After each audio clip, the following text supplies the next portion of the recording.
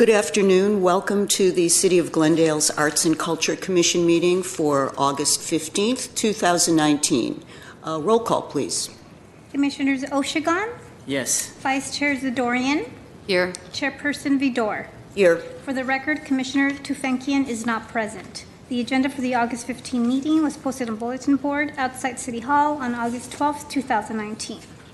Minutes. Item 2, consent items at 2A, approval of regular meeting minutes from July 18th, 2019. Anybody have any comments, additions, corrections? Unfortunately, I wasn't here for the meeting, You're and I abstaining. did not watch, so I will abstain. Commissioner Oshigan. No comments. I have just two, I have a question and a comment on number 4, oral communications. The item that's mentioned right at the very end of that paragraph about bringing that back for next month, is that the item in item 5? It is. Okay. Just wanted to check because it says $500. And then the second comment, and this is a suggestion, it's not an amendment to the minutes, the minutes are great, is that when we approve or make a motion to sponsor, I think if there's a level of sponsorship involved in whatever we're sponsoring, we should put the level in just so everybody understands what we've approved. Like if it's platinum in one case, you just write at the platinum level, if we know, just so we're all clear. Other than that, I have nothing. So do I have a motion to approve the minutes? I move to approve minutes as is, with the corrections. Mm-hmm. Abstain. Oh, right. I guess, Can't. can I second that or pass the gavel? To who? The person who abstained? Yes, she's the chair, vice chair. All right. Go Pass. ahead. Seconded. No. No, you make the motion, and I'm going to second. I make the motion. You made the second motion. it. I will second. Motion passes. Thank you. No. Okay. We have to vote on the. Hold on. Yes. We have to Roll vote. call on that. Oh, sorry. Commissioners Oshigan? Yes. Vice Chair Zadorian? Abstain. Chairperson Vidor? Yes. Does that pass then? Item 3, introductions and presentations at 3A, Library Arts and Culture events presented by Chuck Wyke, Community Relations Manager. Greetings, Chair Vidor, Commissioners, City staff, guests in the audience, and of course our GTV 6 audience. I'll give you a rundown of some things that are past and a whole number of things that are coming up at the Library Arts and Culture Department. Or I'll turn the video off. Let's see if we can get this back. Come back, come back.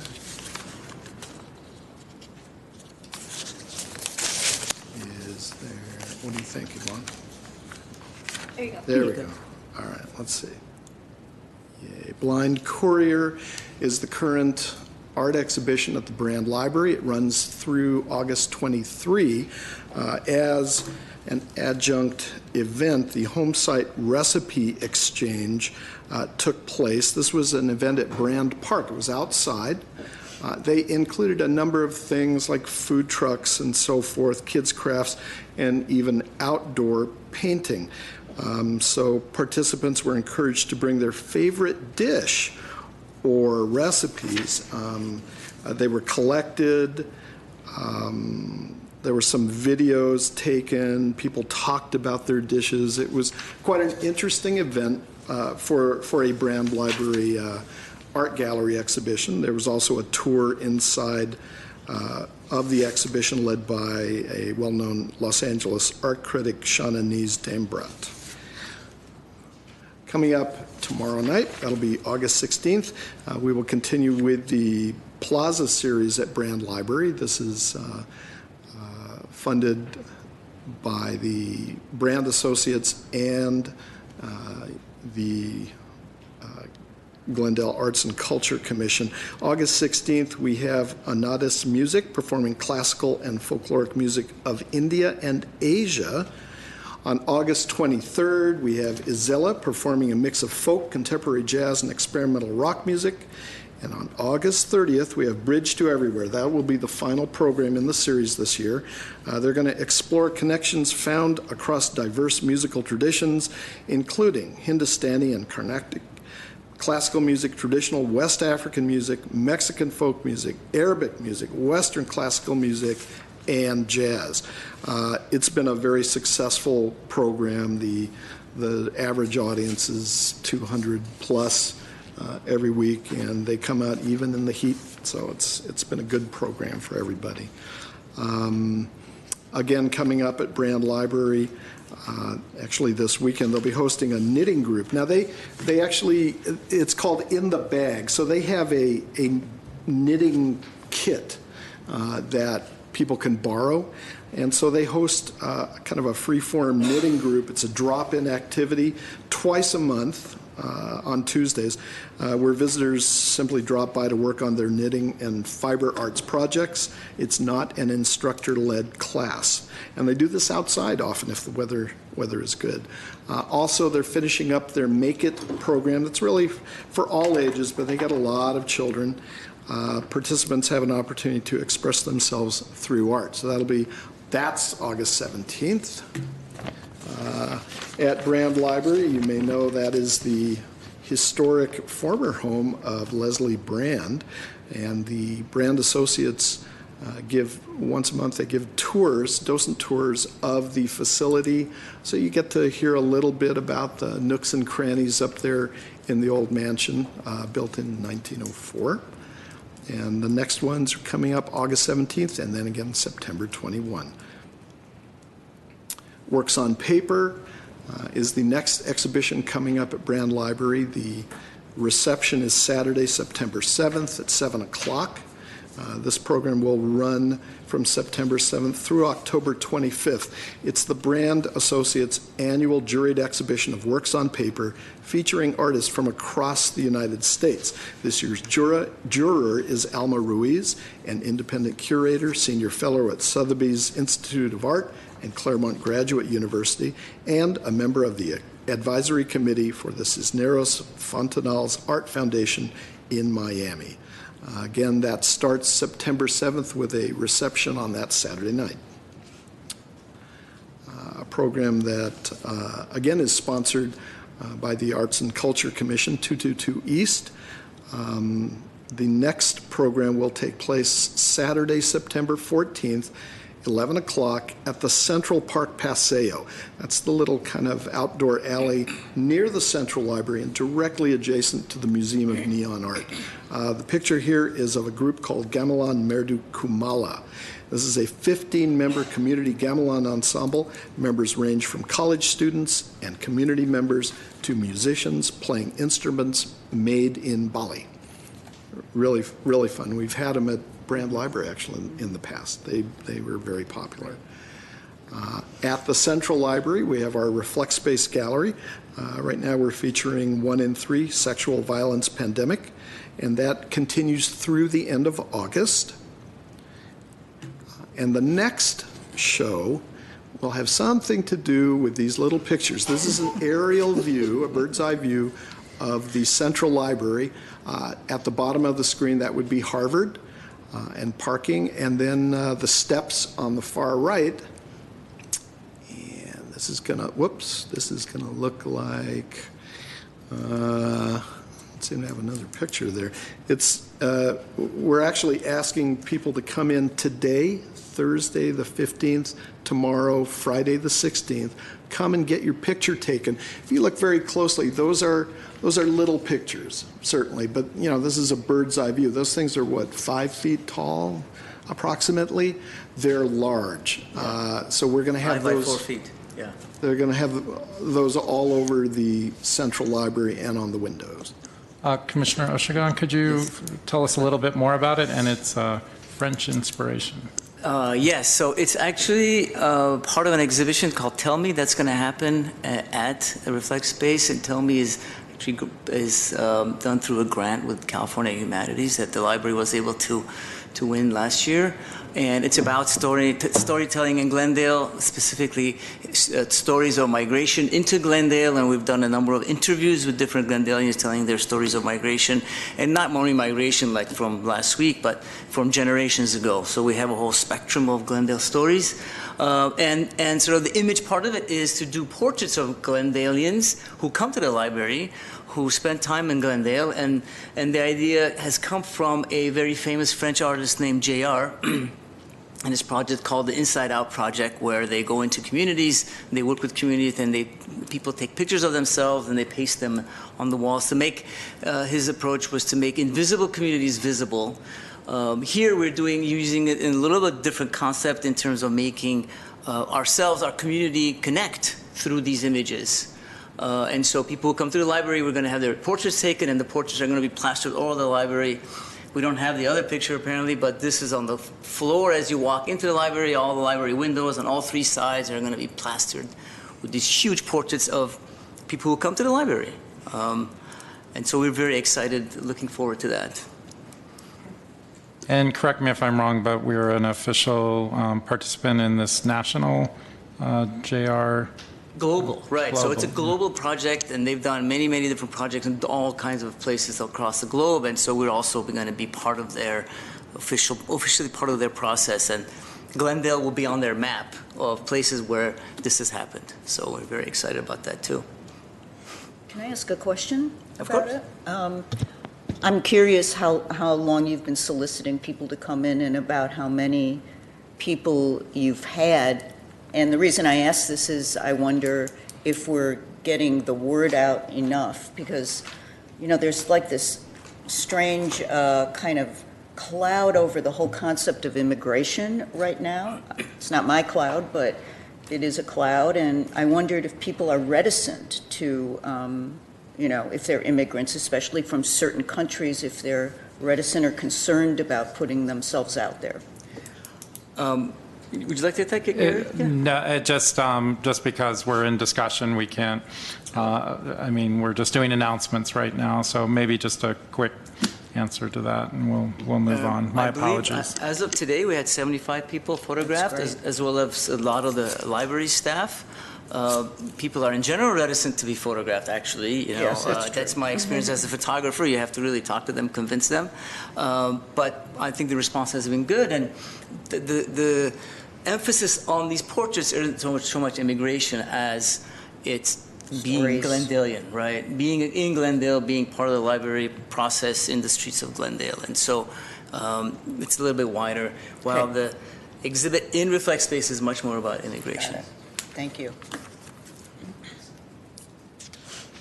I should add, we get a minimum of 1,500 people through the doors every day, and our staff are snagging us. The first thing you see when you walk in is, can we take your picture? We'll get them. It's good. Next up, we have a garden party coming up. You actually have an invitation with your packet today. Tuesday, August 27th, 10 a.m. at the Central Library. We will be featuring a number of things. Glendale Water and Power constructed, or actually funded, a water-saving demonstration garden at the entrance to the Central Library to demonstrate the potential for water-saving landscaping, including water-wise plants and low-water using irrigation. So visitors to the garden can also enjoy Scott Froschauer's whimsical sign, Grow, and artist Jay Gorantz's painted utility box artwork right there titled Hello Glendale. Both art pieces are public art projects supported by the City of Glendale and the Glendale Arts and Culture Commission with funding from the Urban Art Program. In addition, another artist, Shenping Wang's painting Language for Freedom will be unveiled inside the Central Library. Language for Wisdom. That's what it says here, yes. So that will be there. I can also add that we just released a call for submissions for Beyond the Box, the utility box program. We'll tell you a little bit more about that later. Finally, One Book, One Glendale with Susan Orlean, author of the library book, on Tuesday, October 7th at 7 p.m. Susan Orlean will be in conversation with director Gary Schaefer. And I have a quote from Ms. Orlean, quote, "And then I started taking my own son to the library, and I was reminded instantly and vividly of how much libraries had meant to me, how formative they were to my love of reading and writing, and how much they meant to us as a culture. The next thing I knew, I was investigating the largest library fire in the history of the United States. The life and times and near-death experience of the Los Angeles Public Library was a story that felt urgent to tell and gave me a chance to pay tribute to these marvelous places that have been such an essential part of my life." So again, Tuesday, October 7th, in conversation with Director Gary Schaefer. Monday. Wow, it's written there, yes. And there's a couple of phone numbers, websites. And finally, the Library Arts and Culture Department has a new logo, kind of a unifying one logo for all of our sites. You may recognize some of the aspects of the art itself, but we're going to carry on with this as our logo. And the idea being that we are library arts and culture, and so paying homage to great artists of the past through this transformative logo. And that's my report. Thank you. Next item. Item 4, oral communications. Discussion is limited to items not on this agenda. Each speaker is allowed 5 minutes. The commission may question or respond to the speaker, but there will be no debate or decision. The commission may refer the matter to city staff for investigation and report. Okay, I have 2 cards, so if anyone else has an oral communication, bring it up to Yvonne. First is Blake Dellinger from Assemblymember Friedman's office. Hey, good afternoon, Commission. So last year, Victoria Deshogli in her office came to you. Today I'm coming to you. My name is Blake. I am the Communications Director for Assemblymember Friedman. And many of you are aware of the photography competition. I'm just here to say that we're excited to do it again this year. We're going to start accepting submissions on Monday. So Monday, which is the 19th, and we're going to end on Friday, which is the 20th of September. So just a little bit about last year. Last year we received over 100 submissions, and we ended up drawing quite a crowd at the gallery event, which was held. Yes? Can I interrupt a minute? Yeah. You mentioned, we know about it, but there are Yeah. probably many people who don't know about it. So what is this event? Yes. Thank you. So the photography competition is put on by Assemblymember Laura Friedman. This is the creative name, the 43rd Assembly District Photography Competition. That way it's straightforward. The reason that we're doing this is because Assemblymember Friedman is a strong believer in the unifying power of the arts, as is this commission, and really as a tool for civic engagement and for having a deeper and richer understanding of your community, your neighbors, and yourself and your place within the community. So we figured that this would be a good avenue to do that. We hadn't seen a lot of photography competitions as opposed to, where there's a lot of like hand-drawn arts or painting competitions. And I'm sure Ara can attest that there's something unique to photography where you're capturing something that is real, but you're selecting what you capture. And so this is something that we thought maybe our incredibly artistic district, which is home to basically the film industry. We're probably the leading arts district in the entire state of California. So we figured that our constituents might have something to say, and we found out last year that that was true. So we want to see what else our constituents have to say. A little bit about the competition for people who don't know. The competition is pretty open. What we're looking for is for people to take a look at the story and the identity of their neighborhood. Their community is what we're really using. It's your community. So whether that's your neighborhood, whether that's your whole city of Glendale, whether you really see all of the Los Angeles region as your community, we want you to define that. It can be as small as your family, and like I said, as big as the region. But we really want you to take a look at your community and relate it to us. What is your community to you? Last year we received a lot of pictures that were, some of the artistic buildings that we have in Glendale.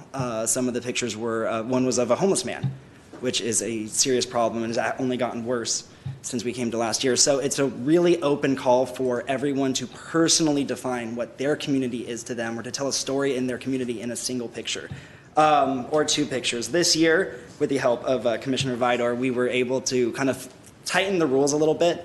This year we'll be accepting 2 submissions per person max. So people are welcome to submit up to 2 photos. So basically what you do is you go onto our Assembly website, which I will give at the end of this presentation. But you go to our Assembly website, or you can mail it to us. No one mailed to us last year, but we're open to that. And I'll give the address at the end of this presentation. And so between the time that the competition runs, we are welcoming you to submit this photo. It can be taken on film. It can be taken digitally. We are also accepting iPhone pictures. And we are going to collect these works. Some of the iPhone pictures are beautiful, actually. They were accepted. And so what we do is we collect these works, and we have a panel of judges that are professional, established photographers. I want to thank Commissioner Oshagan for judging last year, and I hope that you can judge this year. And what they do is they don't know your name. They don't know the title of the work. All they know is the image. And they are judging it based on their merits, based on its creativity, based on its technicality, based on its adherence to the call for you to define your community, and a range of other variables. And then once that's judged, they don't, like again, they have no other information about you. It's just the picture itself. We tally the scores and we select the top 20, which will be displayed at the gallery event. And then the assembly member will pick 10 of them. 5 will be displayed in Sacramento and 5 will be displayed in our Burbank office. And then actually, I don't know if this is going to go through this year, but Caffeine was so excited. That's the coffee shop that is by the Adams Square Mini Art Park. They were so excited about the competition that they actually have had the works on display since we held the competition in October, because there's been, you know, family, friends, the photographers themselves are continually returning to this coffee shop to see their works. And I heard apparently from the owner that people are actually trying to buy them. So these are really, really excellent works from our constituents, and we're really proud of that. So yeah, so that is our competition. What we would like from the commission is I would just like to ask that you can help us secure the gas station again at the Adams Square Mini Park. It was a wonderful venue. We're looking to have our gallery event on October 11th. So if that is doable, if that is manageable, we would really appreciate it. If it's not, please let us know and we'll find another location. But we found that that's a premier location given its artistic and historic importance. And we're also very happy to draw some more district-wide attention to the artistic community that is Adams Square or Adams Hill. So yeah, any questions from the commissioners? Any questions from staff? I would just say we'll defer it to the commission has a committee for the Adams Square Mini Park gas station. We'll have them meet and get back to you. But I think it should be promising. So we'll see. And this is open to people can submit if they live in the 43rd district? Yeah, so kind of in closing what the parameters are on the competition, you must be a resident of the 43rd Assembly District to be accepted. Like I said, it's a maximum of 2 submissions, so we'll take the first 2 submissions that you submit, either upload to our website or mail to us. And there's not much else other than that. You just have to be in the district and reside, you know, primary residence in the district for a range of factors. And yeah, I mean, I think it's open to everybody. And the we want to keep it very photograph open. can be anywhere in the district. It can be anywhere in the district. So Yeah, if you live in photographs, Glendale, you don't have to submit a picture from Glendale. No, yeah. And that's, to define your community, we're leaving that up to you. All that we ask is that all the photographs remain taken within the 43rd Assembly District, so that you live in the 43rd Assembly District, the photo is taken within the 43rd Assembly District. But we're a pretty big district. I mean, we stretch all the way to the Angeles Forest up there, all the way down to East Hollywood and parts of Silver Lake and all of Los Feliz, and a sliver of Hollywood. So there's plenty of room, including Burbank and Glendale and La Cañada. So that's the competition, hopefully.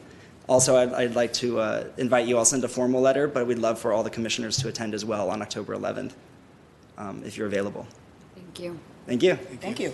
I have a question. So I have a question. So how 5 of the pictures remained in the assembly member's office, right? How long did they stay there? They're still there. They're still there. So they're going to stay there, yeah. So they're going to stay That's there good. until the new pictures come in from this competition. So they'll stay there roughly till October 11th. And what surprised me the most, because we were intending that the other 10, they were just going to send them back to the photographers. But Caffeine really wanted to show them, and all the photographers agreed that had been selected. Let's show them there. I'm shocked to find out that they're still there and that they're quite popular. So we'll just be switching those out too if Caffeine wants to, or we'll be taking them down. But they've been, all the photographs have been up for a year. Excellent. Thank you. Thank you so much. Thank you. I have one more card, Alice Dutton from Antioch Cedar Company. Hello, Thank you, Commissioner Vider, for inviting me to be here today. I don't have any big announcements, but I am new to the community, the Glendale arts community, so I wanted to come and connect with everybody and see the process and introduce myself. I am the new Director of Development for Antaeus Theater Company in downtown Glendale. And I've just started there this summer after about 10 years of working in sort of mainland Los Angeles, and it is really nice to be here. This is a beautiful community, and it's wonderful to see the sort of burgeoning and blooming arts district. I'm really interested in the partnerships that are already ongoing and possibly finding new ways to connect more with the community. Antaeus is now wrapping up the 2018-19 season, and the season next year I think will have a lot of opportunities to connect with different people.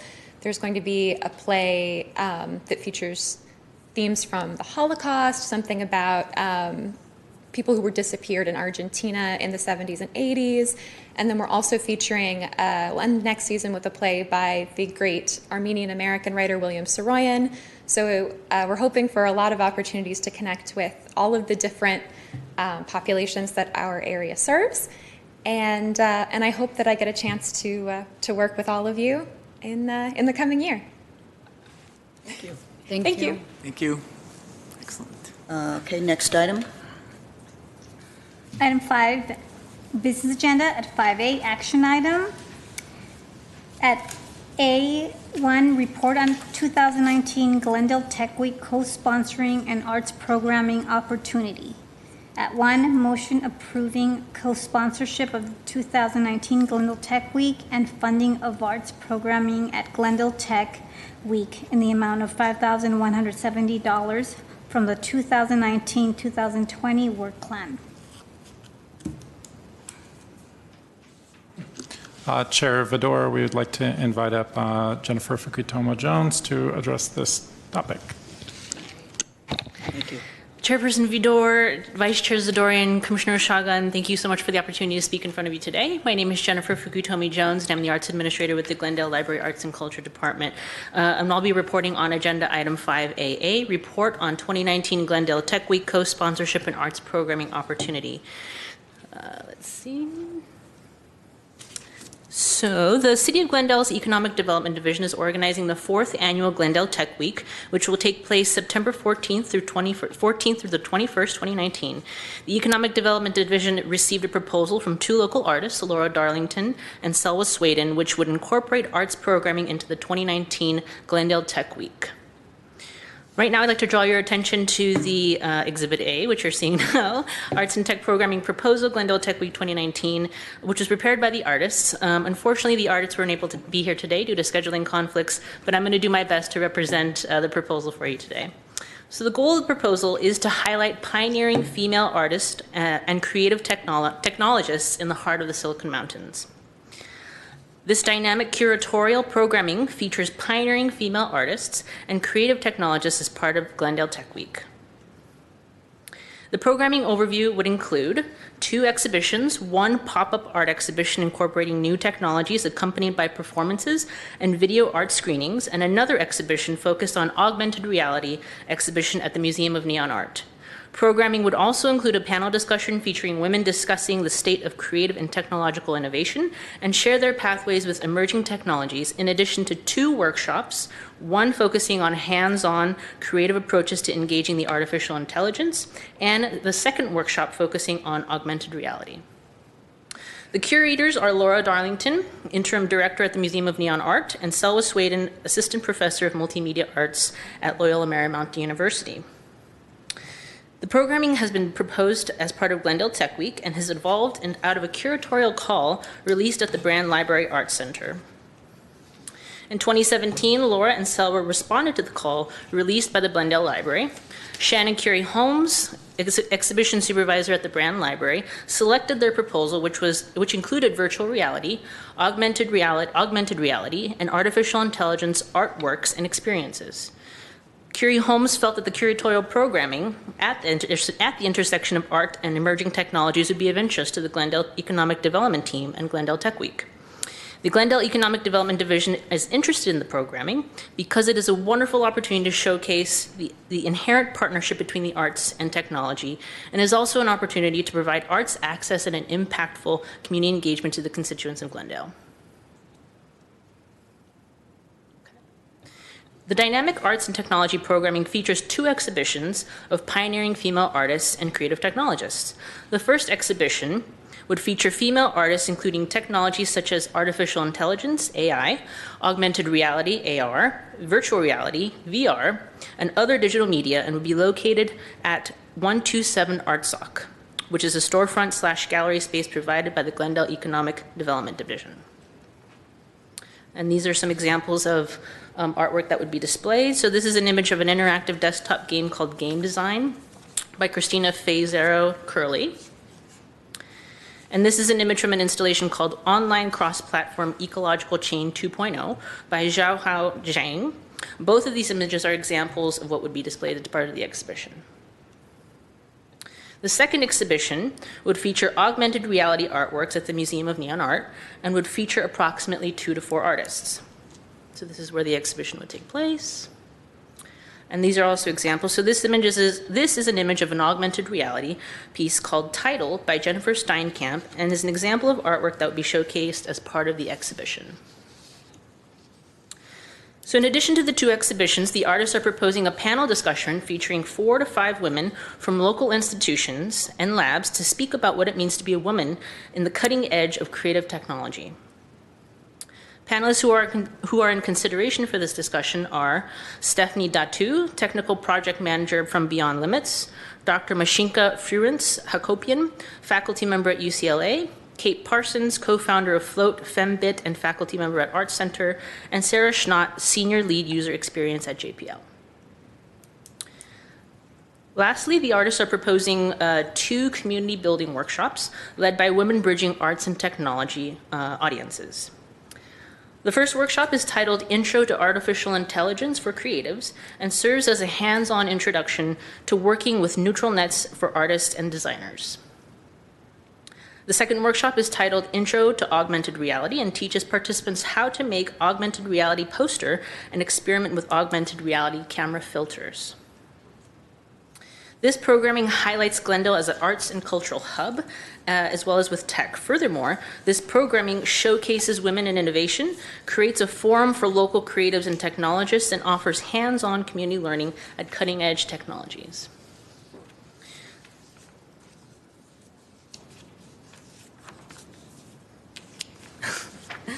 So, the budget has been reviewed by Shannon Curie Holmes and the Glendale Economic Development team, and the Glendale Economic Development has pledged $500 in proposal with this budget. So I'm going to quickly go through the next couple slides as they pertain to each project, but everything that you see in green would be related to the funding. So this would be for the exhibitions, this would be for the panel discussion, and this would be for the workshop, the AI workshop, and the augmented reality workshop. So the total requested funding that the artists are requesting is $5,170. And these are also bios of the 2 artists who are the curators. And that is the end of the presentation.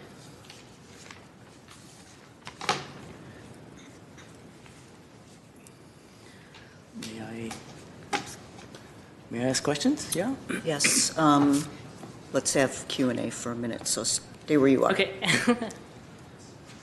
Go ahead. So you may not be able to answer some of these because obviously you're not the presenters of the project itself. But for instance, it seems to me that the exhibition part is pretty well thought out, but the augmented reality part at Mona seems to be a little bit not very clearly defined. Mm-hmm. And I'm wondering what direction that's going, but do you know anything about it? Have you spoken to the artists? I spoke to the artists, and all that I know is the interim director is Laura Darlington, and she worked with Mona. So I'm not sure the current status of that specific workshop, but I can definitely follow up with them. It's an exhibition. It's an augmented reality exhibition, and then it's supposed to last. It'll be at Mona, inside Mona, for the week, during the week, Tech Week. That's my understanding. Yes. Is it in this gallery space, or is it like? Is it going to be that actual exhibition at Mona, or is it going to be kind of augmented into an augmented space like in the lobby or something. Do you know about that? That I don't know the specifics of, but I can follow up with her. Questions? The other question I had was the workshops. Where are they being? Are they going to be held? Workshop 1 has no location. Workshop 2 has Industrious Glendale. What is that exactly? Sure. I'd actually, if possible, I'd like to welcome our colleagues with the Economic Development Division who are actually programming Glendale Tech Week, who might be able to answer some of the questions. Oh yeah. Okay.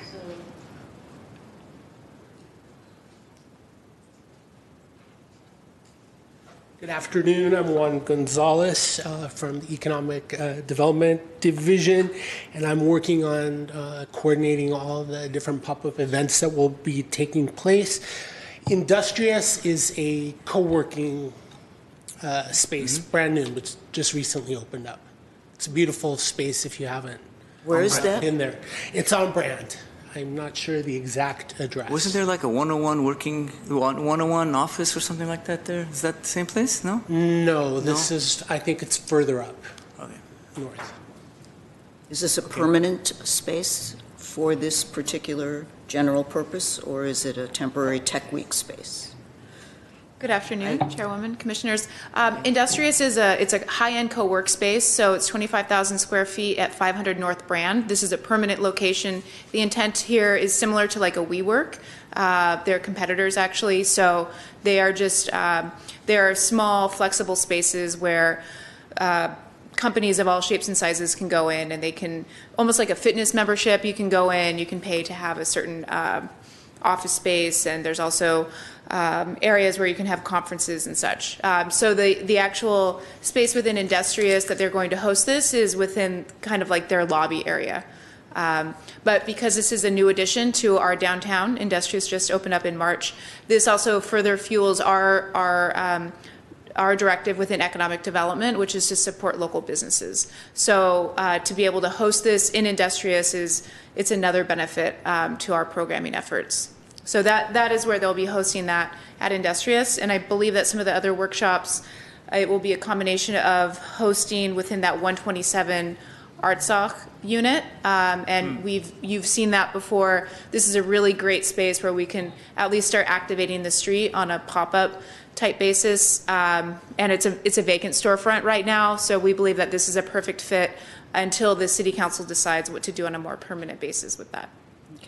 Is that one of the building, 500, I'm trying to picture, that's one of the high-rise buildings, right? It is not the one with the horse in front of it, but they recently redesigned the lobby, and I'm sure there's some other public art amenity in front of it. Okay. I apologize for my I lack was of... trying to think about, the spatial arrangement of how this is going to be carried out. That's why I asked the question. Yes, but you are welcome to take a peek within this. We just had an event last night. It was a Glendale Tech on Tap, a pitch fest where it was kind of a Shark Tank style. We had 70 people at this event, and about 10 different companies came in and they pitched. The space is beautiful, has phenomenal views of downtown as well, and a balcony. But anyway, so it's large enough to host at least 70 people, probably more as well. Are you having other Tech Week events in that space? I believe that we are. I think that Industrious is also hosting their own pop-up event. Again, the intent with the different pop-up events throughout Glendale Tech Week is try to highlight a variety of spaces within Glendale. So we did our own call. It was that folks who wanted to host events throughout and participate in Tech Week, that they had an opportunity to submit to host or do an open house or do some sort of curated event. And we have a number of events as well with the Library Arts and Culture. We have the Makerspace event, and I know that we discussed that last time as well. And this is, of course, Jennifer Hiramoto from Economic Development. Oh, yeah, sorry. Of course. Yes. Thank you. All right, thank you for the Unannounced. clarification. Thank you. Do you have any questions? No, I do not. Mona? Okay. My question related to the venues and the time, just trying to picture how this whole massively interesting and diverse event of Tech Week is communicated to people and how they get to the venues, where the venues are, how they relate to one another. So some of those questions I think you've answered. At least we now know where things are going to be happening. And just to build upon that, so we currently have a list of all of the items on our website, GlendaleTechWeek.com, where you can go in and you can look at all those events. We also are in the development of a mobile app, which will be released next week, and you'll be able to identify tracks as well. So there's a number of events, for example, that are specialized towards kids and families. One example is we have Moms in Film, who is going to be hosting an early screening of a movie that I don't think I'm allowed to announce yet, but an early screening at the Antioch Theater. So in that mobile app, you'll be able to start seeing which events on the kid-friendly or family-friendly events you can go to. Ideally, we can do the same thing in identifying those that have a connection to arts and technology. Again, we've been very surprised and very happy to see that we now have nearly 50 events. These are 50 community members, businesses, nonprofits, our own partners within the city that have come forward and believe that they have a connection to technology and innovation. And our responsibility within economic development is really to try to facilitate that. And again, through the website and the mobile app is where you'll be able to find these different events. Great, thank you. Thank you. I have a couple more things. All right, here's a couple more questions. Yes. So sorry, I go typically straight to the point, but I wanted to say that I really love this project, this idea that we are trying to, it's going to be an important kind of exhibition that we're supporting, and that it's tech and in arts. I think it's really, really important, and specifically because that area needs to be activated in an innovative and smart way, and this exhibition really does, and I'm really happy about that. And because those storefronts have been empty, and so we need to activate them. It's really, really important. So I think that's great. What is the staffing? So there's always been a staffing issue with that space. You know, somebody has to open the door. Somebody has to stand in that space during an exhibition, during the pop-up, the gallery, the storefront gallery. Do we have a plan for how that's going to be staffed for the exhibition?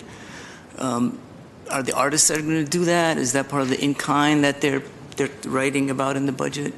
Yes, so it's a combination of both. The assumption here is that economic development will be able to add value in the marketing support and providing the space. We will have a limited financial contribution of $500 as well, just to help offset some of this cost, and then through staffing support. So we will have staff available to assist in making sure that doors are open, that you know that it is very clearly branded as a Glendale Tech Week event. But there's also an expectation that the artists will be there to curate and be there to support as well. So certainly this will be a staffed event. Okay, are there certain hours you're going to announce gallery hours for that? Is that how you're going to work it? No? They didn't indicate it, but again, our understanding is that they will have operating hours throughout that week of the gallery. And hopefully you can also use this as a chance to promote any other future gallery events that will happen at the Brand Library as well. And that's one of the things that we were intrigued about, is seeing how we could connect between the brand and downtown without, while there may not be a physical connection, there's clearly one programmatically. Okay. So there wouldn't be any beeline buses or anything going around to get people to the different locations, where, especially the brand, which is... During Tech Week, we have not discussed that. No, it's pretty low tech, but, maybe we can have jetpacks next year, just fly there. But So we haven't discussed that during Tech Week. If Brand would like to host something during Tech Week, we're happy to do that. If you would like to highlight that there are other events happening at the Brand, and we can do that, then we're also able to do that. Oh, hello. Hi. Nikki Winslow, Assistant Director of Library Arts and Culture. To answer that, the connection with Brand, hello. The plan was to have these two artists have an exhibition at Brand later. Okay. So that's the tie. They put the call out for artists. It's not a direct Tech Week tie. Right. Okay. But they'll be able to promote whatever it is that they establish with Shannon as a calendared event later at the Brand. I think it's supposed to be in the spring. So that's the tie, Okay. just to explain. And, you know, obviously, this is a economic development driven sponsored event with co-sponsorship and a number of players, and I hope that, you know, this has in the past been an issue, it's less of an issue now, but that we can really have a concerted publicity push. I mean, the Arts and Culture Commission, Library Arts and Culture, you know, every department that has any little tiny bit of involvement in this, or any private entity that has any involvement in it, will get the publicity machine in motion, so that it isn't just from the website, which is passive. The app is great, but, you know, cover it on all fronts, so that there's like regional visibility. So you're looking at the sponsorship package up there, and that's not because we are asking for a sponsorship, but it's to show that with your sponsorship, should you move forward, you are essentially a platinum sponsor. Yes. And we have a whole host of benefits that would come alongside of that. And some of these are sponsorship levels on, as you mentioned, right, website, but there's other printed sponsors and logos that we would make sure that you would get that visibility. I will say too that through the years, this is our 4th year of doing this. We have learned each year, and we have learned from each year on how to improve, how to enhance that sponsorship package for our sponsors. I wasn't really thinking about visibility of the sponsors. I was thinking about the public knowing about Tech Week. I saw that. That was really nicely thought out, too. I mean, it had all the check boxes and everything, but the question more related to everybody, you know, that we just make a really deep inroad into the region to announce this thing. Well, if I might, Chair Vidor, certainly Library Arts and Culture and the other departments involved, and including economic development, will be heavily engaged in social media on this, really, you know, to drive traffic. And you've had fairly good attendance last year at the event, so. But it's a great effort by the city. It's an exciting effort by the city, and so you know, we're getting to be known as, you know, in the region for this event. Thank you. Yes, Thank you. last year, and part of this is in collaboration as well with Open Arts, or with Glendale Arts and the Open Arts and Music Festival. But we had, there were about 3,500 people at the events. We have hired a marketing firm to assist in pushing the word out as well. So over the next month, you are going to see a very strong marketing push. If you type in Glendale Tech Week now, you will see ads that are going to recur over the next month. So we're also very open to recommendations. I mean, there are many different blogs, newsletters. We are very nimble and open, and if you have ideas too on who else we should be targeting, by all means, please send them over to our way, because we want to see that figure continue to grow, and we really want to make this a premier innovation event for the region. Thank you. Excellent. Thank you. All right. I have one more. Okay, another Comment. question. Is this for one of the audience members or just a comment? Yeah, well, so I think Okay. it's an internal kind of issue. I think that we are a platinum sponsor, but how is that sponsorship going to be talked about? Is it going to be Library Arts and Culture? Is it going to be the commission, the Arts and Culture Commission? Is it going to be the Urban Art Fund? You know, it's very important that as we fund these kinds of projects, it's important for the commission as well as for the fund itself to clearly state that this has been funded by this fund. This is what we're doing with this money, right? Well, typically in the sponsorship, it's the commission, it's the Arts and Culture Commission, as far as, you know, all funding that the Arts and Culture Commission comes from the fund. So I think that's inherent. But it's the wording to me that I think internally we have to figure out how is that going to be expressed when. Who is the platinum sponsor in this case? Well, the platinum sponsor is the Arts and Culture Commission. You are the one funding it, you are the Right, sponsor. okay. So it's, Okay. I mean, the library is engaged in it in different Right, ways, okay. but the library, I don't think will be noted, it may be noted as a sponsor, but we have a separate logo to keep from confusion. I have a question. All right. I had a question about the budget. Which part of the work plan will this be coming from? 4B. I believe 4B. This is, yeah, exactly. Work plan is section 4B, which is in relation to arts and cultural events. Arts and cultural events, okay. Everything we're talking about today is out of Coming from 4B. Yeah. Okay, thank you. Okay. Well, if there aren't any other discussion points amongst us, we could entertain the motion unless anybody has anything else to say. I don't, but I'm, okay. Well, there are two people who can make a motion. I can make this Okay. motion. Go ahead. So moved, well, okay, here's a motion. Number one, to Arts and Culture Commission be the co-sponsorship of the 2019 Glendale Tech Week to take place September 14th through 2019, as more particularly outlined in the August 15, 2019 report by the Library Arts and Culture's Art Administrator. And the funding of the proposal by two local artists, Laura Darlington and Soa Sweden, to provide arts and tech programs, exhibitions, performances, workshops, and discussions during Glendale Tech Week in the amount of $5,170 from the 2019-2020 work plan. Okay, do I have a second? I second the motion. Roll call. Commissioners Oshigan, Yes. Vice Chair Zadorian, Yes. Chairperson Vidor. Yes. We're honored to be a co-sponsor of the event. Yes. Okay, next item.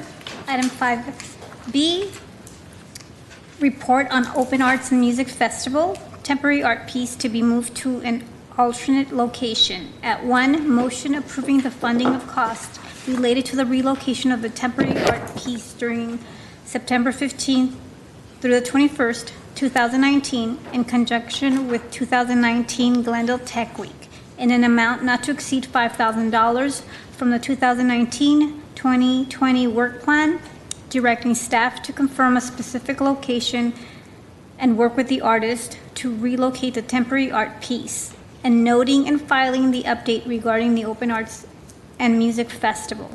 Request for proposals, temporary art piece. Again, we would like to invite Jennifer Fukutomo-Jones to address this. Jennifer Fukutomi Jones, Arts Administrator with the Library Arts and Culture Department, and we're just queuing up the presentation. Let me scroll a little bit forward. Not yet, sorry. On July 18th, 2019, the Arts and Culture Commission approved a motion to fund a temporary art installation at the Open Arts and Music Festival through $5,000 in funds from the 2019-20 work plan. These funds would help offset cost of the artist fee, materials, transport, installation, and removal of the temporary art installation, in addition to the Arts and Culture Commission being recognized as a sponsor on marketing materials. Following the July 18th, 2019 meeting, staff met with Glendale Arts to solidify verbiage for a request for proposal temporary art piece, which would be released on CAFE, Call for Entry, which is a web-based application management system through the Western Arts Federation. The RFP was opened on July 29th, 2019, and closed last night on August 14th, 2019. This morning, staff met with Glendale Arts for a preliminary application review to discuss the scope of work and review applications that met guidelines and requirements for the RFP. The following prompts were focal points in reviewing the scope of the applications. Number 1, is the artwork accessible and interactive? Number 2, is the artwork tech-based? 3, does the artwork have the ability for engagement during day and nighttime hours? And 4, can the artwork be moved to an alternate location? Through this preliminary review panel, we would like to share 3 applications that met the required guidelines and that are within the scope of work listed on the RFP. This first selection is called Reflections. Reflections is an exploration of body movement in time, space, and dimension. Inside are 4 distinct interactive artworks, each exploring aspects of motion, embodiment, and connectedness.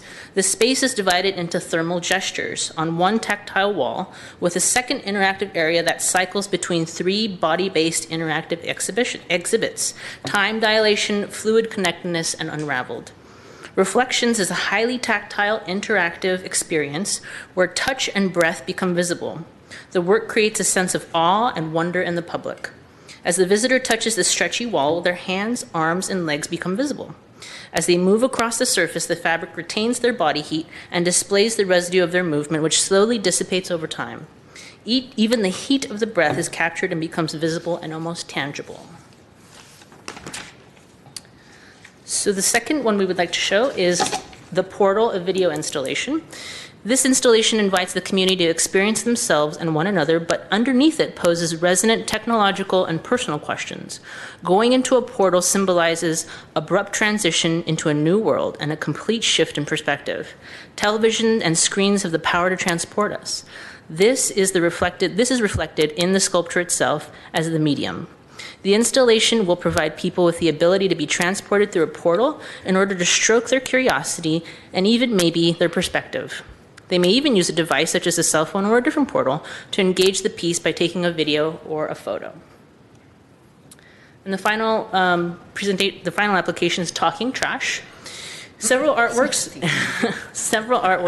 are being installed together, all made of discarded objects. The public will also help create the installation by making art from recycled materials, which will then be added to the installation. People will be invited to stop and turn plastic bottles into wind spinners and create pinwheels from discarded paper, which will then be hung from patio umbrella frames as part of the installation. So these applications are eligible for consideration, and staff will plan to meet with Glendale Arts to confirm a finalist. Notifications are planned to be sent out on Monday, August 19th, with the goal of confirming an artist by Wednesday, August 21st, so that it provides the artist an ample time to prepare for the festival launch.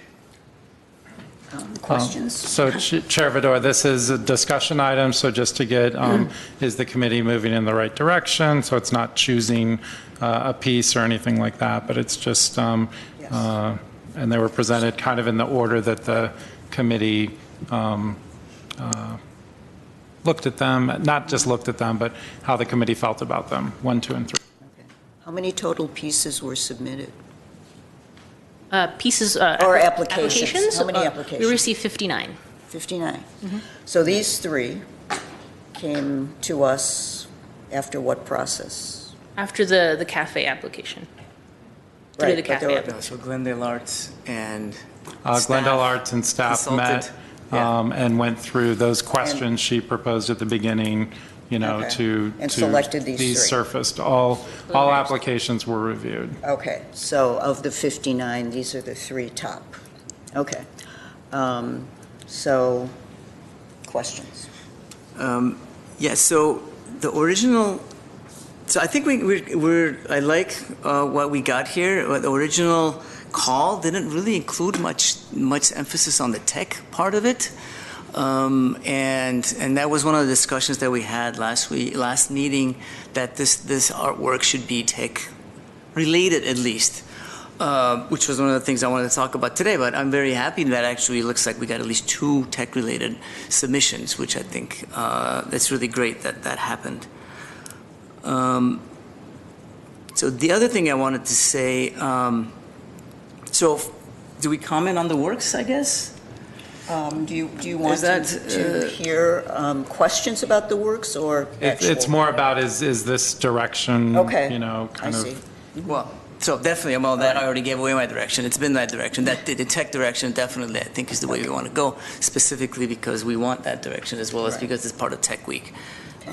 And so the other thing I would say in terms of a functional thing is the cost-wise, I'm not sure how the staff is going to address that, but for instance, I think it would be beneficial to separate the artist stipend from the actual costs. The artist stipend was approved already.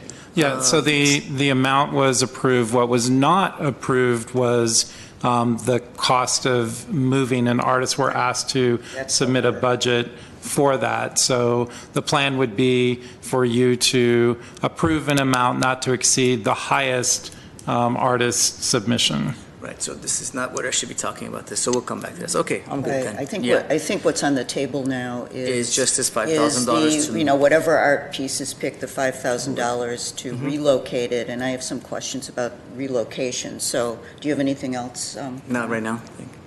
Well, what's the process after the top 3? So we would we presented them in the order that we felt. So if you're in agreement that we're in the right direction, we would contact the first artist to determine, are they still available? Do they understand the whole scope and all of that? And if there were, for instance, some sort of conflict, we would then move to the next artist. And the location currently, do we have? So the location will be at the Open Arts Music Festival. Okay. And then we'll discuss relocation after. Okay. Whatever piece is chosen, it's going to be outside for the Open Arts and Music Festival. Yes. And then it would be relocated, and I couldn't quite, I know these pieces, and the second piece, it's really obvious what size it is because there's a person there, and it looks like it's kind of self-supporting. And the first one, I couldn't quite get a feel for. What is the dimensions here? Is this like a whole wall of a building? Or Sure. So I believe, I'm looking over freestanding, to or- staff, but I believe the dimensions that is available on the street at the Open Arts and Music Festival is 20 by 20, possibly Okay. 30 by 20. But this particular piece, because it requires darkness, would have a tent over it and would be closed with curtains. Okay, on the so outside. people go in and they press up Correct. against it, and things happen, and... Right. And the other one, the second piece, can I ask, I'm not going to make any judgments, how do people interact with that? What is the basis of interaction? So basically, it's kind of similar in the sense that it's a portal, so it's something that you would walk through. Again, there would be kind of an overlay, a tent, and then basically there are video cameras that are on top of the portal that are displaying the visuals. Okay, So you would see yourself portrayed on camera, and then the artist was saying you could also then take video of that, so a camera within a camera within a camera type of thing. oh, okay. I Okay. did have one more question. Yeah. So if we're to relocate and the first two do need tents, that's necessary for. So I think we would kind of, we can close out the discussion that we're having and then maybe move to the moving discussion. Okay. So if you guys are ready, if, Since that's the money we're approving, Yeah. I think Okay. we should get to the relo, yeah. so are we ready to move Yes, on to the? yeah, let's talk about so the- relocation. New subject, okay. I would like to make a motion to approve the funding. Wait, hang on. We're talking about relo, but there are some questions. I have some questions about relocation. Oh, we're not done. We're not done yet. So at the thought last we meeting, we actually approved the 5,000 funding for the for money. the Okay. artwork. No, this So is the th- and- relocation. Yes. And now the next item, the one we'll be taking a motion on is the relocation. So now we'll entertain So questions. can I finish regarding- my question on that one? now? Yes. Okay. So if we were to relocate and the first two installations do require tents, what type of location would we be able to use? Would be a indoor location? Assume open air festival, open arts festival obviously would be an outdoor. So we can use a tent for that, but afterwards, are we thinking to do something indoor? So the likelihood would be that they would be indoor if we were looking at the first two there, just because the nature of them, they can't be outdoor, and then, they'd need a security guard all night long and Yeah. whatnot. So the idea would probably be a location within the library, because we do have that of flexibility and availability. And so it could be, a tent could literally be set up in the foyer of the library, or we might look to, if we could identify a space that would accommodate it in the library. Auditorium will be used, that space is not available, but our computer lab, if no classes are scheduled, might be a potential space for it. But at the same time, we want people to interact with it, so it might be better to set it up in the foyer. So it'd be working with the artist to kind of ascertain what is the best way. The one with television screens might work perfectly fine in an open space without being in a darkened tent. I'm not sure the first one would. And then the other, because the items are reclaimed, the artist might be okay with those being outdoors. So Okay. And is it possible to entertain the idea of it being the entrance into the library? Would that be possible, where someone entering into the library would have to, let's say, walk through or by the installation? that certainly is a possibility. We just have to work with security and cameras and equipment that's set up there. But certainly we would entertain And that. fire hazard? Yeah, exactly. Okay, thank you. Okay, so if nobody has any other questions about well, yeah, I did. You kind of talked a little bit about them. No, that's okay, I'm glad. I guess, wait, let me Sorry. ask my question, and then you can go back to asking questions. I'm a little confused about what it actually entails. There's relocation for going from Open Arts and Music to Tech Week, and then is there further relocation after that, or is this just? Likely no. I mean, the pieces are owned by the artist, and what we had spoke to was for the time during Tech Week. Okay. All right, well, if, you had a question, Ara? Yeah, so it says here to update the request for proposals, but that process is already done, right? So did the request for proposals go out with the relocation in there? Then I'm not very clear. So the proposals, the artists were asked that the relocation was potential. There was potential for relocation, I remember that. and they Okay. should propose a budget for that. So all the artists proposed a budget, the ones we're looking at, and so the motion would be likely for the highest amount that someone has proposed, so that we make sure we can cover the relocation costs up to that amount. Do we Okay. know what the artists have proposed with these three different works in terms of relocation amount? Is that possible to tell us? I don't have it with me, but each of the artists did include a supplementary budget for relocation, and it was all under $5,000, which is why it was up to, not to exceed $5,000. Okay. Okay. Okay, well, not knowing that, I think, is okay for now, and we probably have enough information to just go ahead and make the motion unless someone has anything else.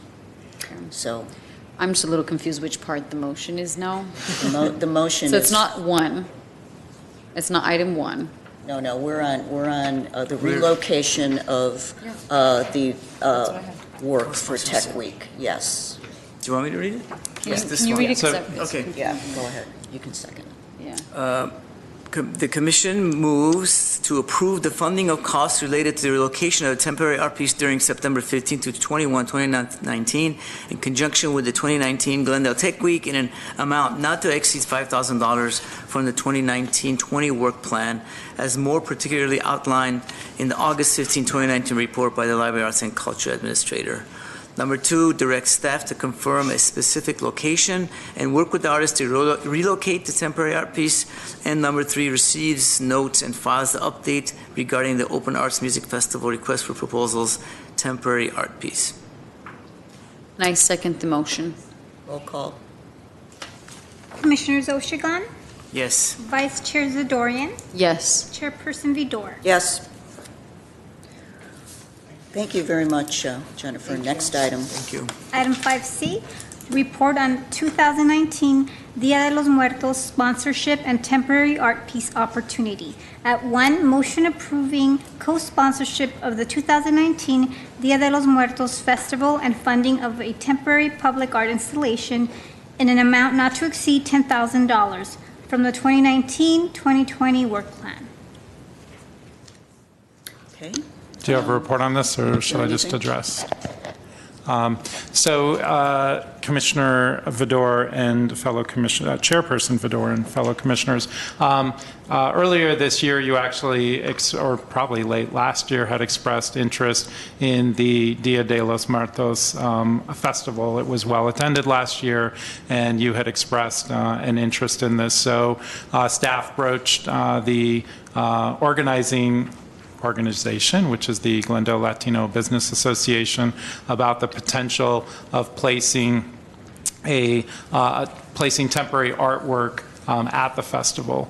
The committee was very open to this and appreciative, and agreed that while the Arts and Culture Commission would make the call, we would work similarly to how we did with Glendale Arts, with them on identifying the art that we would go forward with, and we could include commission as well in that, and then place art at the festival. So there would be no money necessarily paid to that organization. We, in fact, would do the call and then reimburse the artists for it. But we would be recognized as, the commission would be recognized as a sponsor for the event. Through the support of the call, right? Right. Okay. And there is potential for other artwork as well, projection of images and whatnot, so on the face of the library during the event and possibly leading up to it. Okay.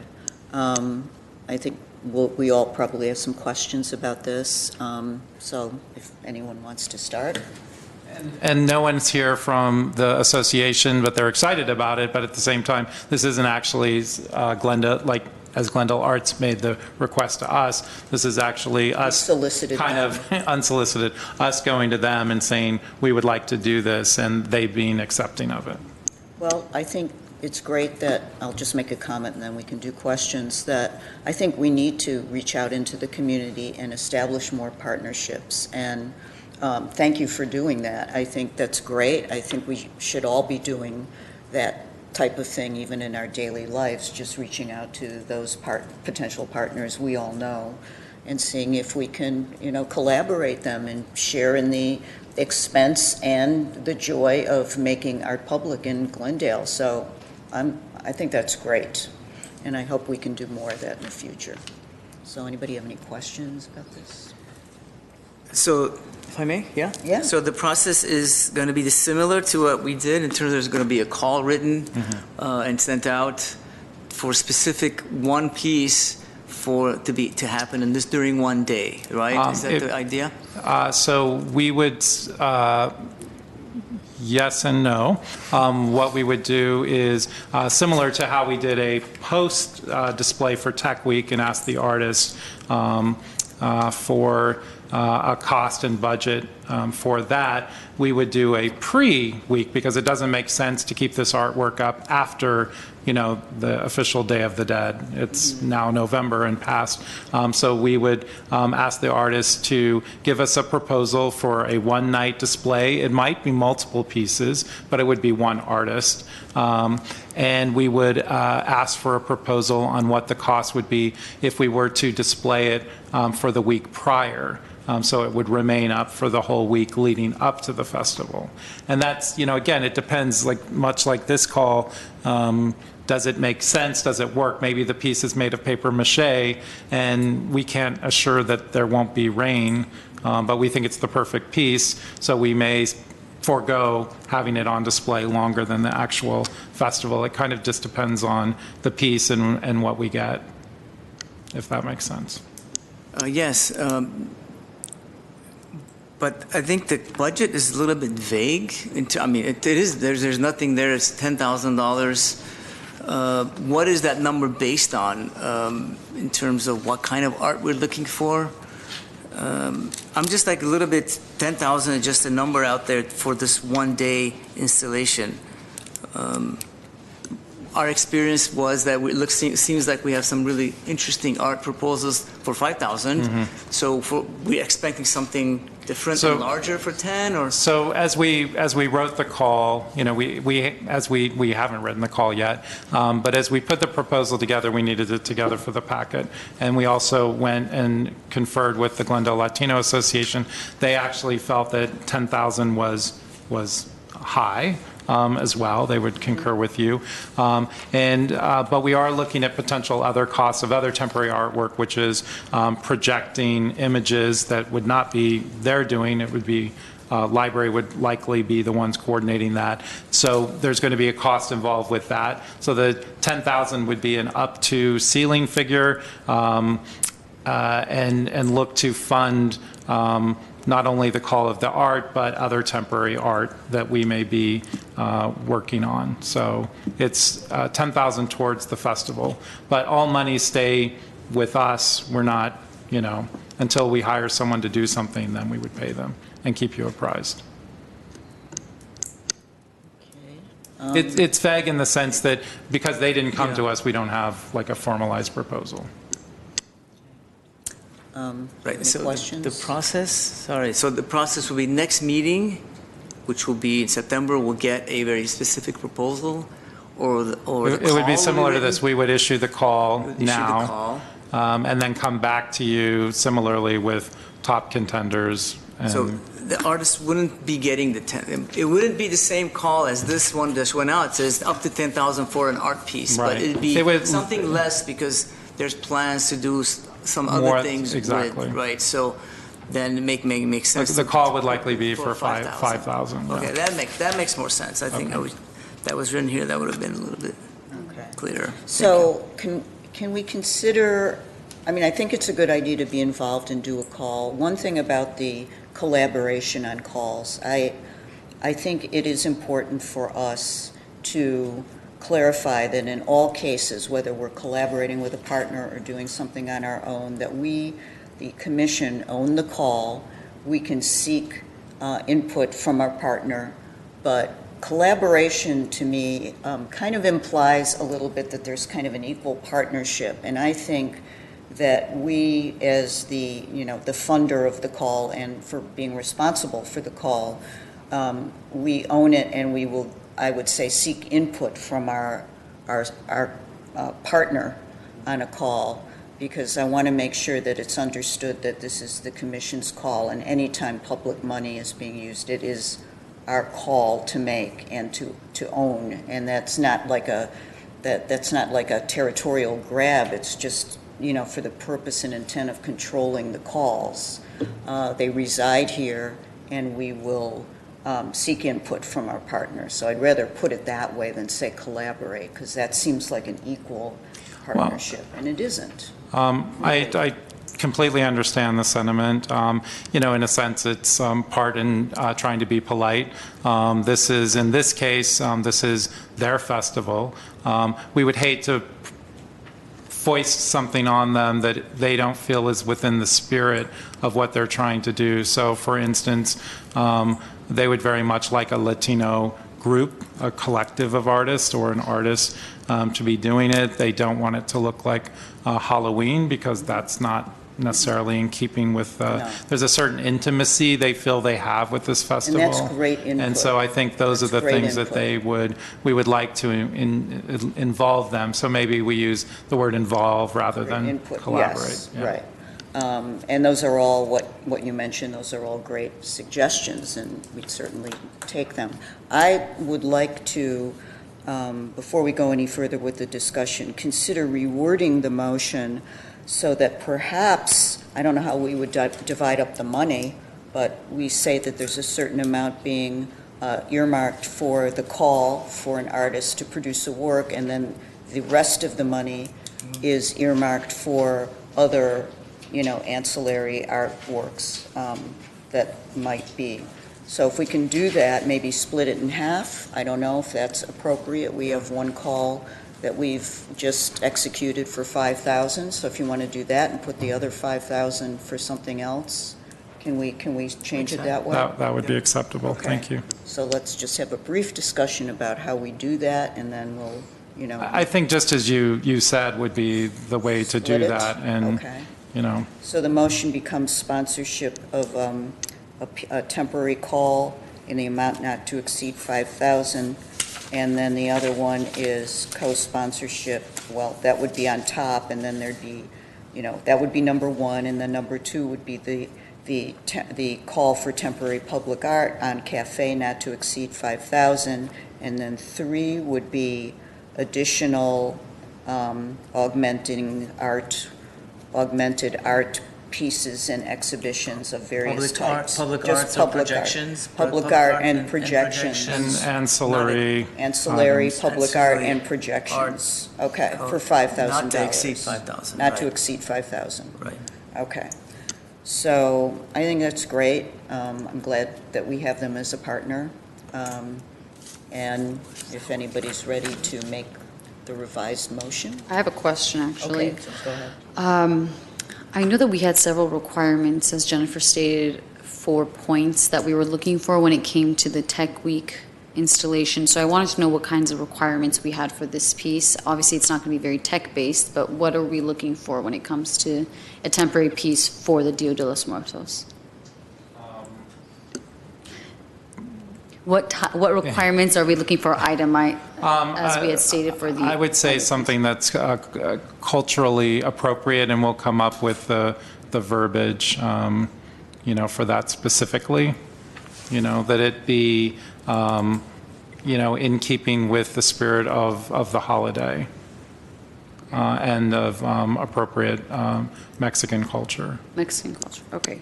And there's no other types of requirements as to size or how we had said tech-based for Glendale Tech, just culturally relevant. Yes, and the hope is to do have a very large piece, but we want to see also what we get in. And I find if you limit artists, they will give you exactly what you're asking for, but you might be selling yourself short because they would have given you something you couldn't even imagine. Okay, thank you. Get them I excited. think we can still encourage tech Yeah, art. encourage tech art. Now, it doesn't have to be, Sure. traditional, but you can It can incorporate be. cultural elements. Yeah, So, yeah, we can right. encourage that kind of attitude. I mean, I can't, with all due respect, I'm trying to think of a holiday that has less to do with tech than anything. I mean, and we want it to be culturally relevant, so it's likely not going to have a tech Tactile. influence, but we're certainly not going to say it cannot include that. And, if a Mexican artist wants to propose something that's Exactly. It could be tech-based, then we don't want to limit them. I mean, they want to maybe Yeah. modernize, the festival with the tech-based thing. I mean, you never know, right? So I think it's very possible. But it's very important to be culturally relevant and work with the organization to make sure that it's appropriate for the occasion. Okay, we need to move along because I think Commissioner Yes, we will Dorian lose must our leave. quorum at And I have some 3:45. comments. So let's make the motion. And Actually, I have two. Before we can make the motion, I'd like to say a couple of things. Very important. I think it's very important to me. I'm not sure if this is an issue, but that whatever call before it goes out, a commissioner is able to read it. It didn't happen on this last call, as far as I know. It didn't come to me, and as far as I know, it didn't go to anybody else. I think that's really important. It's important for us to be engaged, involved in the process, whatever process it is that we're creating the process. We're responsible for paying for the process. And so I think we need to be engaged in the process in the call making as well as in the decision making. I believe in the last meeting we had talked about a commissioner being part of the meeting with Glendale Arts and staff to look over the art pieces, art proposals. So, right. With all due respect, we had proposed committees. We were asked to keep those committees very structured to the actual events. It was to be the Brand Plaza Series Committee. It was to be the Adams Square Mini Park Committee. Staff would have preferred more scope so that there would be a forum for those committees to meet and cover other things. What I would propose, because I agree that we would like that, is in future we will work towards having the calls presented at this meeting so that you have it in your packet ahead of time. It's unfortunate that with timing as it is right now, we're trying to be responsive. Dia de los Muertos happens when it happens. It is likely if we're going to make it happen, we won't be able to for this particular call. But in future, we will work to have those calls done in enough time so that they're included in your packet so that you can review them as part of the meeting. Because I agree that would be a good thing. Okay, I appreciate that, but what about the involvement of the commission in these decision-making? I believe, if I'm not mistaken, a commissioner was supposed to be involved in this current decision-making process between staff and Glendale Arts. The calls came in up to midnight last night. We had very limited time, and so this is what we're doing. We brought them here so the commission could have involvement in it, and so sequestering you for 8-9 hours to go through these things doesn't seem like the best use of your time.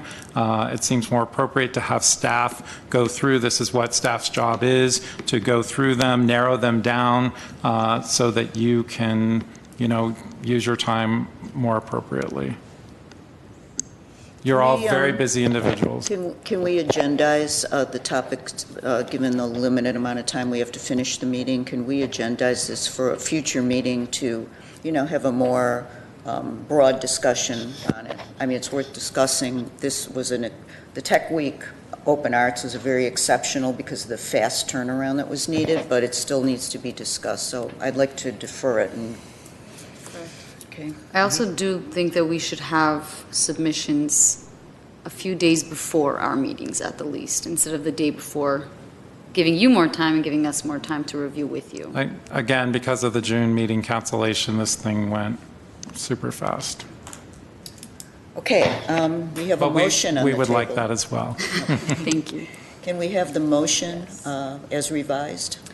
I would like to move with the revision of, do I have to say them one by one? Of the co-sponsorship not to exceed 5,000, the temporary piece not to exceed 5,000, and a portion of additional art pieces or public art projections to be not exceeding $5,000. And other ancillary items. Yes. For a total of 10,000. For a total of $10,000.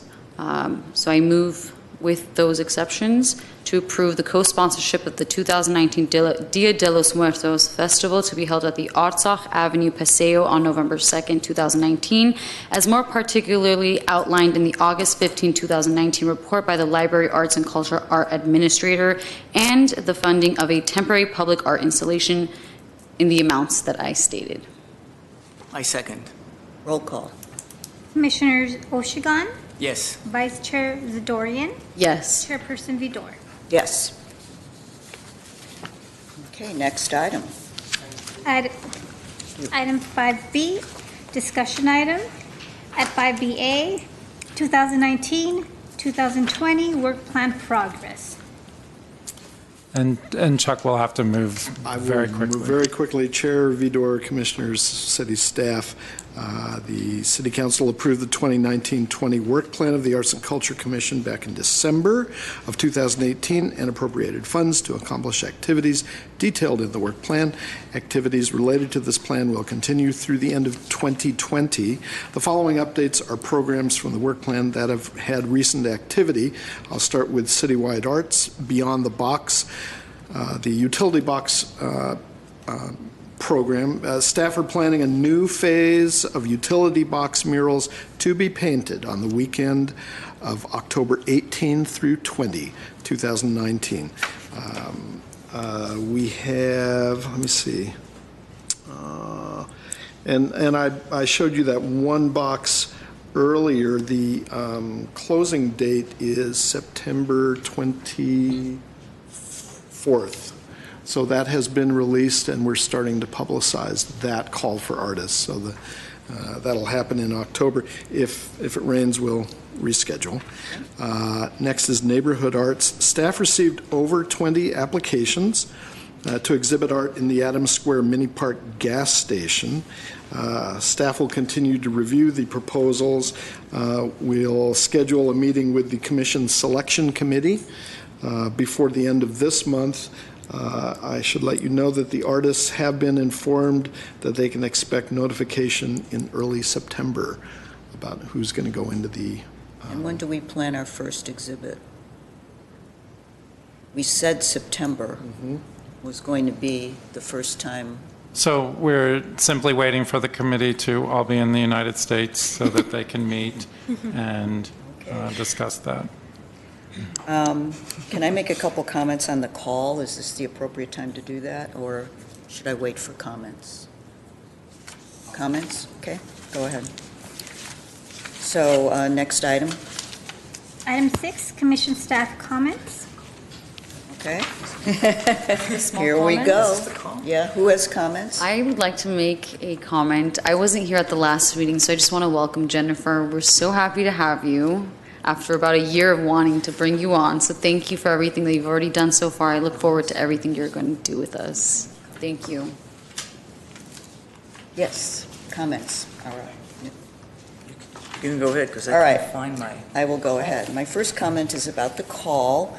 I was wondering if we do anything on that Adams Square. Well, first of all, I received a copy of the call that went out on August 12th, so there was another iteration. I get these public calls through a friend of mine who sends them to me. I'm not on the list, and I think that any public call should be disseminated to us, BCC, with the rest of the mailing list. So I would appreciate it if we could all get on that list. Also, I'm struggling with some of the wording in the call. One of the things is the incredibly large, detailed amount of information about the city's insurance policy. I know we have to talk about insurance, but, you know, it's a very kind of legalistic sounding call. It's not an artistic sounding call. And the words that I really struggle with are, the work is ineligible if it can reasonably be construed to be false, fraudulent, or defamatory.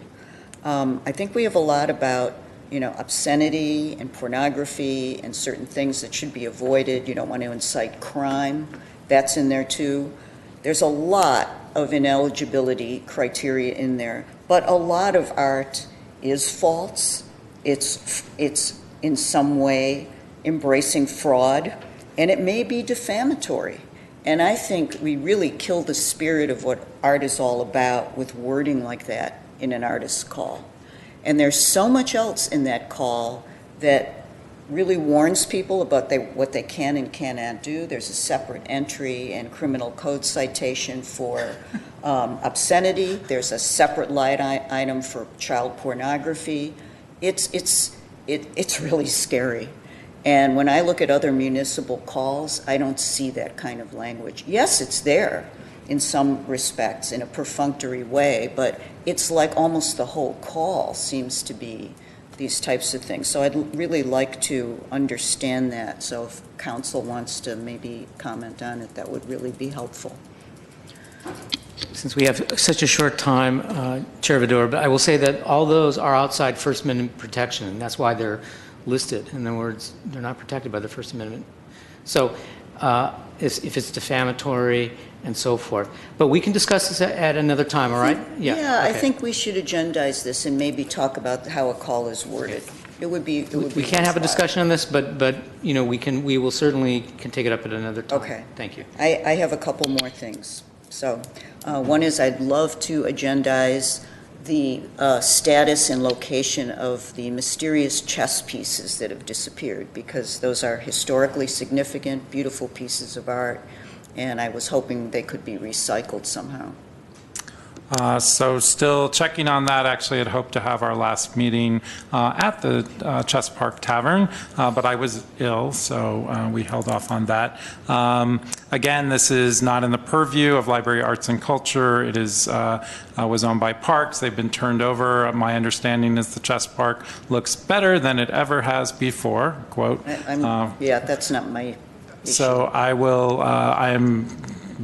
I have tried to investigate already. I will continue to try and solve that mystery, but it likely will not be agendized here, but I'm happy to follow up with you and anyone else who cares to learn about the mystery of the chess pieces. I'm happy to follow up on it myself. Also, I'd like to reintroduce at our next meeting the discussion, the ongoing conversation about a permanent iconic public art piece. In this work plan, we are identified as needing to secure a consultant to develop a call, and I think we should start to express our own views about what an iconic piece of public art should be.